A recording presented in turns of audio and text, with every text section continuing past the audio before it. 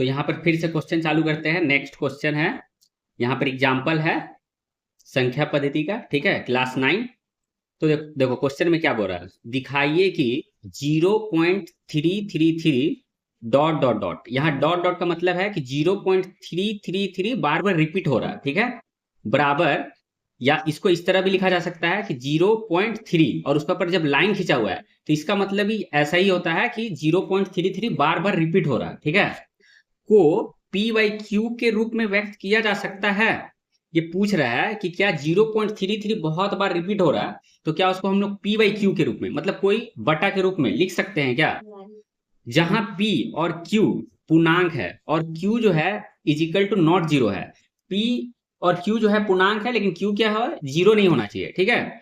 तो इस क्वेश्चन को कैसे सॉल्व करने का है, तो देखो पहले मानेंगे, माना कि ये जो नंबर है जो रिपीट हो रहा बार बार, इस नंबर को हम लोग मान लेंगे x इज इक्वल टू 0.333 और डॉट डॉट डॉट लिख देते हैं। इसको ऐसे भी लिखा जा सकता है, ठीक है। अब यहां पर क्या है कि x को हम लोग मान लिए 0.33, ठीक है, ये पूरा जो वैल्यू था इसको हम लोग x करके मान लिए। अब दूसरा क्या करेंगे कि दोनों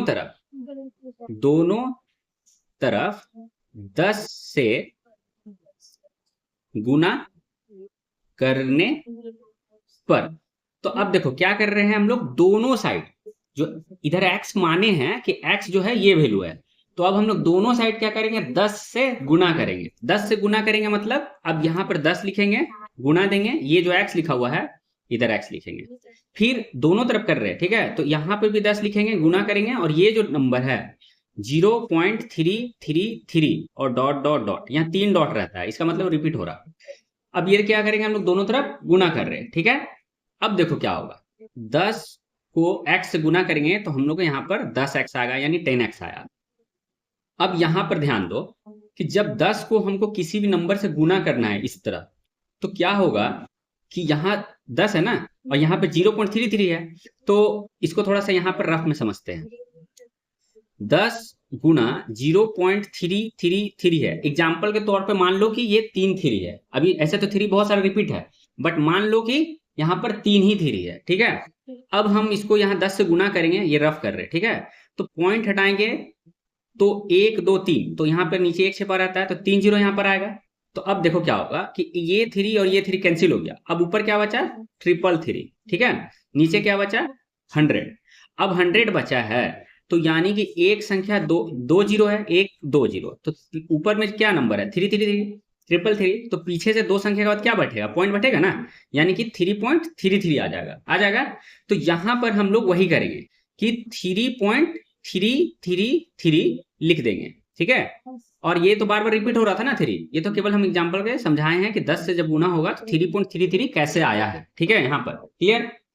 अब देखो क्या करेंगे, अब यहाँ पे 10x है वैसे लिख देंगे, क्लियर ना।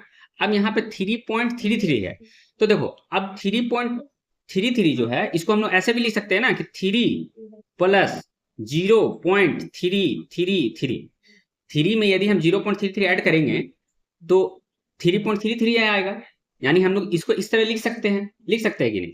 तो अब हम लोग क्या करेंगे, इसको ऐसे भी लिख सकते हैं 3 प्लस 0.333, क्लियर है यहां तक।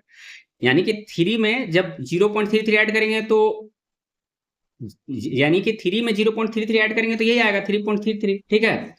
अब यहां पर क्या होगा कि ये 10x है ऐसे लिख दिए, अब ये 3 जो है ना इसको ऐसे लिख देते हैं, प्लस अब ये देखो ध्यान से 0.333 जो है ये वाला, ये जो है यहाँ पर हम लोग शुरू में माने थे 0.333 को x माने थे ना, तो अब क्या हो जाएगा, यहाँ पर इसके जगह पे हम लोग x लिख सकते हैं, क्योंकि उसको तो माने थे 0.33 क्या था, x था ना, तो यहाँ पे हम लोग x लिख दिए, क्लियर।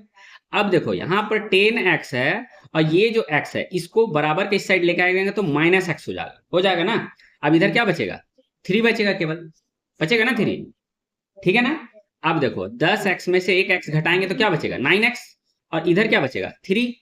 अब यहाँ पर हम लोग क्या करेंगे कि x लिखेंगे और ये 3 का नीचे में ये जो 9 था इधर ये नीचे चला जाएगा, यहाँ पर तो 9 नीचे चला गया, आप काट देंगे, 3 1 जा 3, 3 3 जा 9, यानी कि x बराबर क्या आया 1/3।